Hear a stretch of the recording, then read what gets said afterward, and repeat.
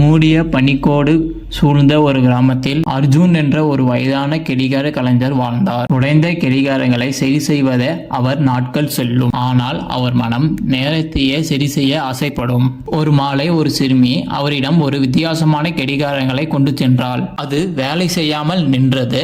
ஆர்வமாக அர்ஜுன் அதை சரி செய்தார். அடுத்த நொடியிலேயே அவரது பற்றையில் நேரம் மெதுவாக நகரத் தொடங்கியது. பூக்கள் மலர்ந்த இடத்தில் உறைந்தன. மழை துளியில் காற்றில் முத்துகளாக மிதந்தன. அந்த சிறுமி சிரித்து கூறினாள், இதனால் கடந்ததை மாற்ற முடியாது, அதனால் இப்போது நடப்பதை நன்றாக உணரலாம்.